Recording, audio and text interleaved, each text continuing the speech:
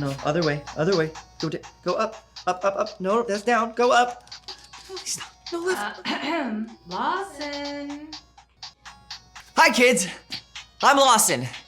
I got this super cool game yesterday. You see, you're in these tunnels, and there are these snakes that you have to get rid of, and it's kind of super tricky because... Lawson. Anyhow, we've got this really great story for you today from this kid, Jeffrey, that my cousin knows. Now, Jeffrey has to stay with Grandma for the weekend while his parents are gone. But Jeffrey doesn't mind because Grandma is super cool. She plays electric guitar. And she makes amazing Italian food. Adesso spicy meatball. And she even has a trampoline in her backyard. And best of all, Grandma keeps a fully stocked snack pantry. And Grandma lets Jeffrey have whatever he wants. 'Cause you're my growing boy. Now, Jeffrey's pretty full after dinner, so when they're going to watch a movie, he only grabs one small bag of popcorn, plus a giant bag of chips, and the world's largest gummy bear. And at bedtime, Jeffrey's stomach feels a little funky, kind of like he's doing the wave. And then Jeffrey's like, no more snacks. And the next morning, Jeffrey's stomach feels okay, but Jeffrey needs a drink, so he heads to the kitchen for some water. But when he passes the snack pantry, he hears something. Psst. Jeffrey! And the snack pantry seems so inviting, like it's calling out to him. And Jeffrey says, well, okay, just one thing. But after lunch, Jeffrey! And then, when Jeffrey comes to charge his game, Jeffrey! And when Jeffrey runs in to get Grandma's glasses, Jeffrey! And by the time Grandma announces a trampoline party, Jeffrey's starting to feel, well, kind of green. And it doesn't take too much jumping before Jeffrey's stomach is in some serious trouble. And then he loses all those extra snacks. Straight into the bushes. Grandma feels terrible for not noticing sooner, but Jeffrey says it was his fault. And next time, I'll know when to stop. And that's when he hears, psst, hey Jeffrey. But this time, he knows what to do. And Jeffrey and Grandma celebrate with a nice mug of stomach-friendly peppermint tea. So kids, never jump after extreme snacking, but always do remember this, that self-control is choosing to do what's best, even when you don't want to. Oh no, someone beat my high score. I gotta fix this right now. Or maybe later. Or maybe I just leave this right here and I go see what the sun looks like. We'll go outside. Bye guys, until next time. Hey there, welcome to the Story Lab. This week we're taking a look at a story that's pretty sweet. Oh, whoa, sweet.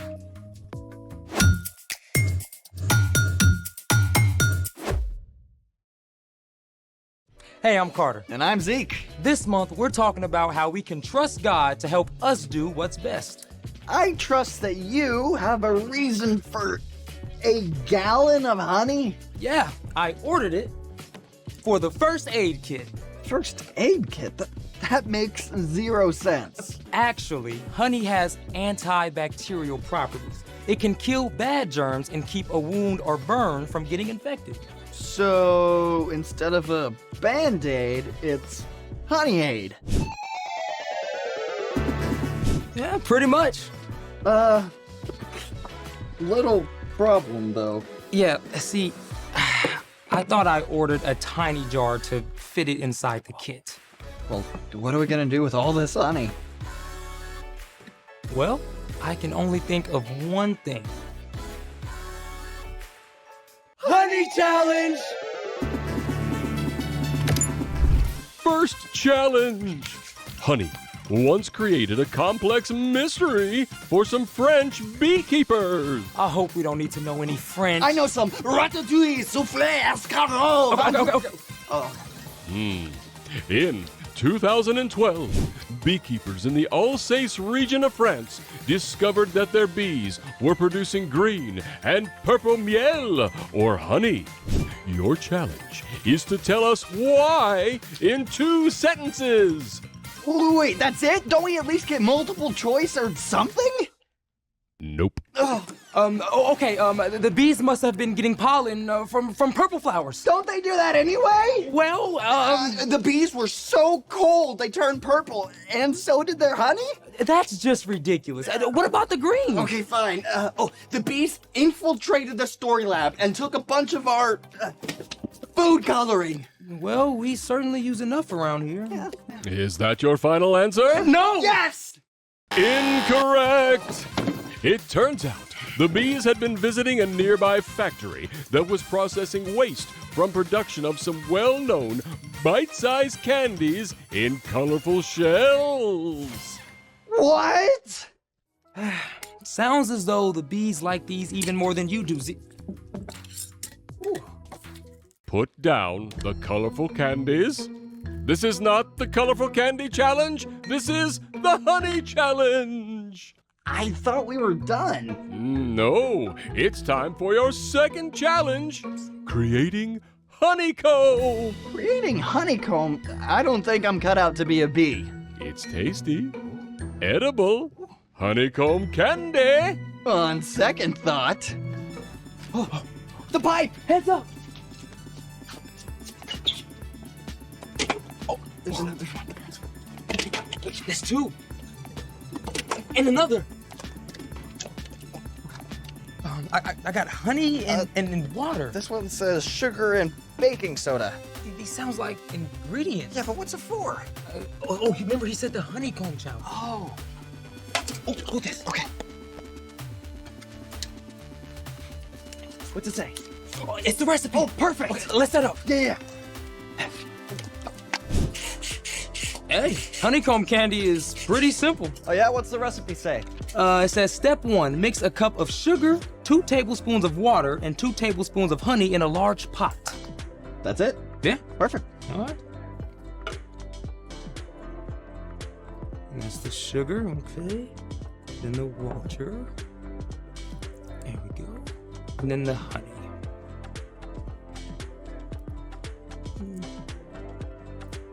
Now you stir it. Oh, perfect.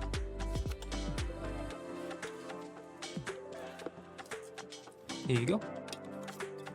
Oh, thank you. For your left hand. Okay, what next? All right, it says step 2, make sure your pan for cooling the candy is ready by lining it with foil and non-stick spray. Perfect.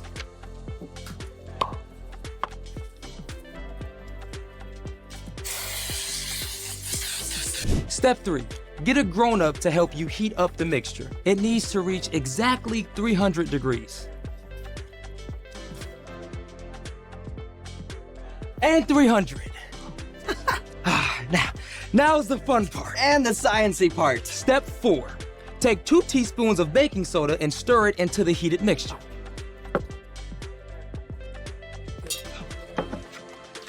When added to the hot mixture, the baking soda releases a gas that gets trapped in the caramelized honey and sugar. This produces air pockets, just like real honeycomb.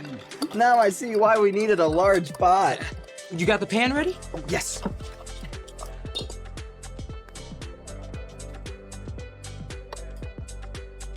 Ready?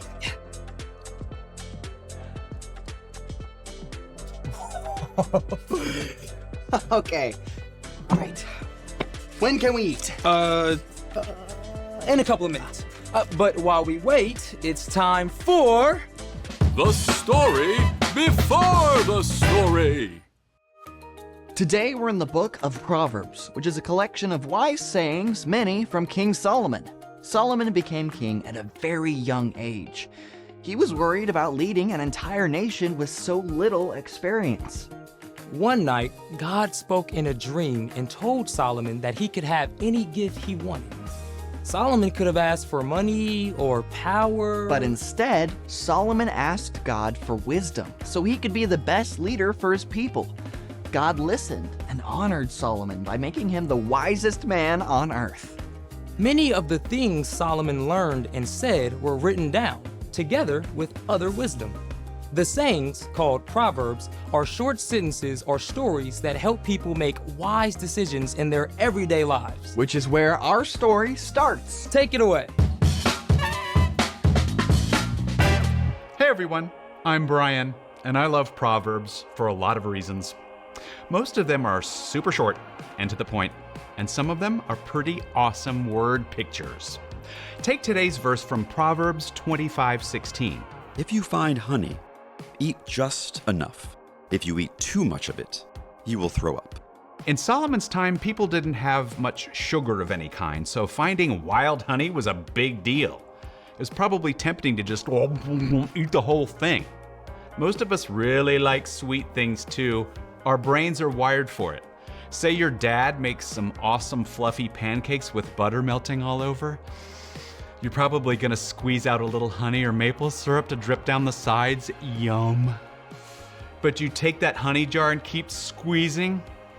That's when something good turns bad.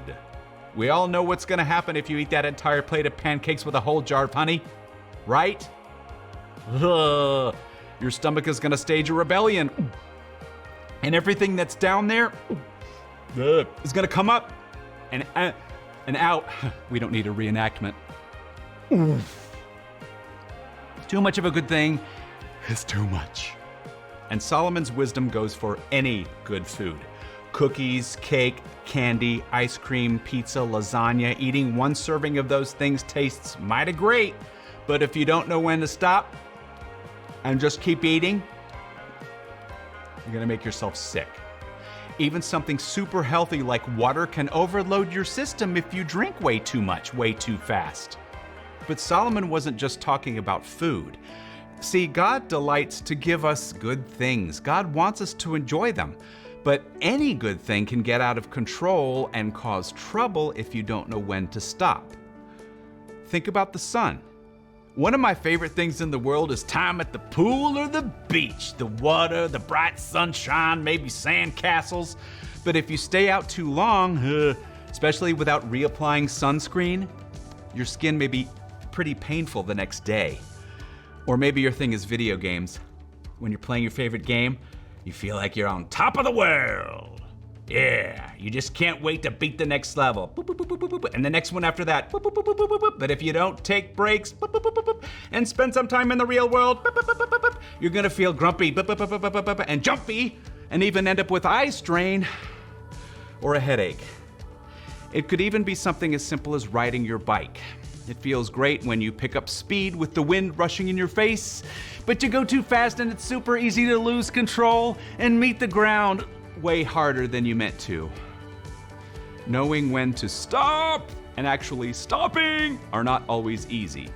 It takes self-control, which means trusting God enough to do what's best, even when you don't want to. When you ask God for help and practice self-control, over time, you can start to live by the wisdom recorded in Proverbs 25:16.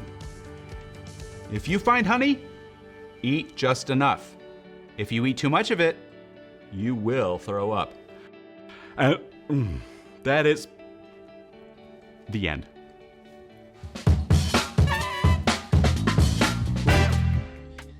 I'm suddenly craving pizza. And ice cream and chocolate chip cookies. Well, tasty treats are okay in moderation. It's all about knowing when to stop. So, what's our part in the story? Well, you can start by trusting God and asking for help to practice self-control. And self-control is choosing to do what's best, even and especially when you don't want to. Like knowing when to stop. Yeah. Like sometimes I know I need to stop eating potato chips, but then I keep doing it anyway. Self-control takes time and practice. When we follow Jesus, God sends the Holy Spirit to live inside of us. Self-control is actually part of the fruit of the Spirit that develops in our lives over time. And we get lots of chances to practice. God's given us so many awesome things to enjoy. Ooh, video games. Hanging out with friends. Awesome snacks. Stuff like soccer and baseball and dance. All great things. But every one of them can cause trouble if you don't know when to stop and you let them take over all of your time and energy. That's a lot of good knowledge right there. True story. See you next time. So, here's the thing. Know when to stop. And I know a great way to practice. Oh, Oh, it's like fluffy on the inside. are you ready? Cheers.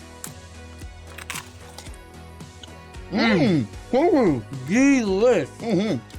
How much do you think is too much? I think we do one more bite. Thanks for joining us in the story lab. Cheers, that One more.